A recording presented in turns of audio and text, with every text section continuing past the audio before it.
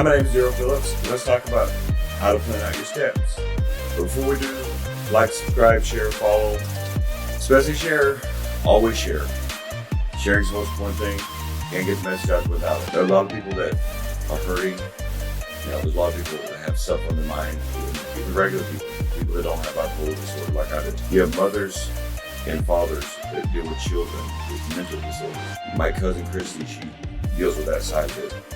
You go to her website's down below, and she deals with it, and she'll talk about her story. She'll let you know what it's like to scream my mother. Now, my mother's no longer with us to tell this story, but Christy is, and she does very well. If you want to do more, go to bipolarize.net. There's a donate button right on there. It just goes to bills. It's a work in progress. That website is, just like I am, just like we all are. And so go there if you want more content or if you'd like to do more and donate. You have your ingredients with you, right? Right? How do you plan it out? How do you plan out the steps? Daryl, what are the steps? Okay, I'll tell you. Clean your house. Fill your house. Do something inside your box. Do something outside your box. And then look back at what you've done and assess the situation.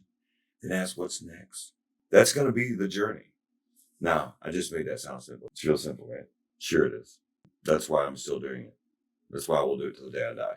Nope, it's not simple. And to be honest with you, this is less about planning your steps because this isn't that kind of thing.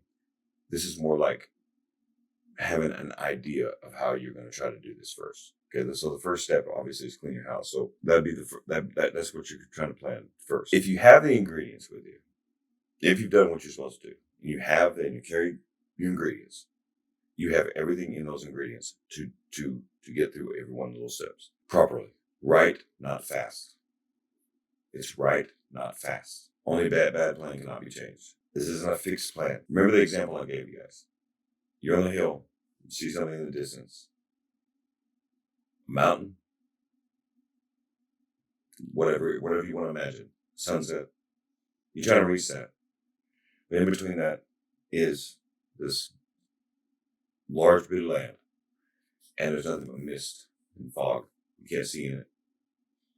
We're not exactly going to plan that out. What you have to do is be prepared. Be prepared. The deal is, you may reach a situation that you never thought would ever be a situation. I've given you guys this example before. When I lost my son, when I got my son taken away from me, and I walked into that liquor store like a moron, that was the reason why I crashed, right? That's what I thought initially. That's the reason why I shattered. Is it? No. I was already on that path to being shattered. It was already too late. It was way too late. That just triggered it, that's all. Something else would have triggered it eventually.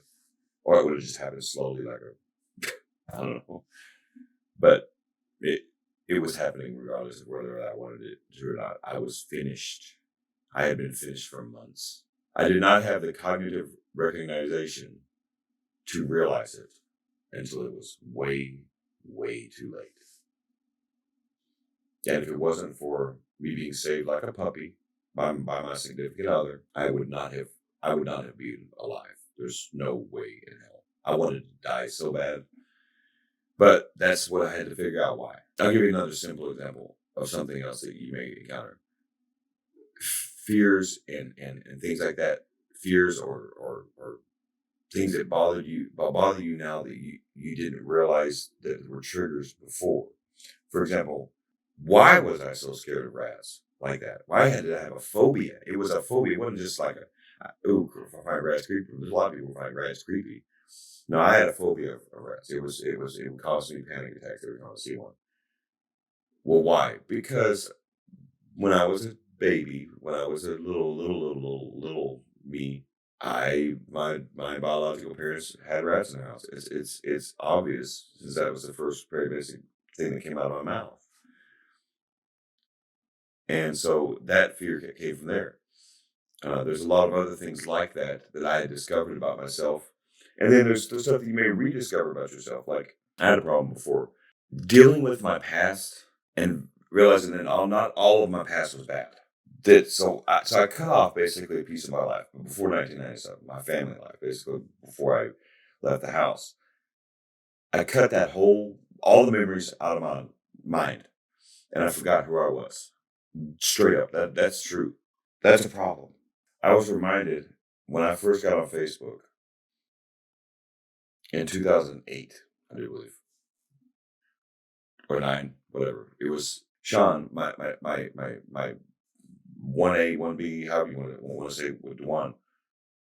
Sean, who was my friend since I was 6 years old, way back when I was in first grade. Sean reminded me that, no, Daryl, you've always loved history. Like, it didn't shock him that I loved history. I thought that was a new thing. I had literally forgotten that part of me. And he's right. When I went back and I remembered, there's some of the stuff I used to love. I loved history. I've always loved science. I knew I loved science, but history, I forgot about that part. There's some things you're going to remember that you're going to go, oh. And then some people that you look at a certain way and you're going to realize, I guess they weren't perfect. That's harsh.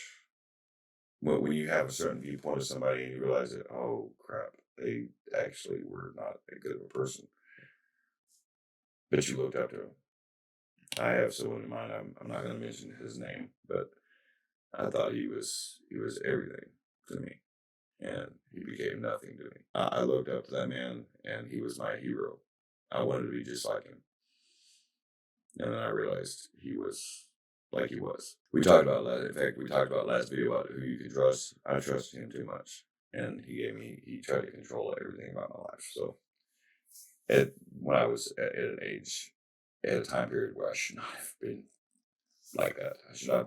I probably should have been out of the hospital, to be honest with you.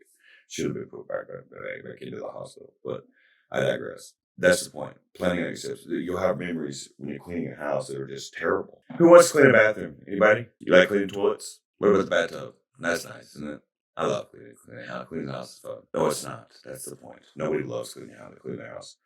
But at the same time, you have to have people around. That's why you have the ingredients. That's why if you're doing it right, you should have that person, the person that you're getting advice from, the person you're venting to, the person you should trust the most is the people that are giving you advice, because that's the people that are going to help you get through this.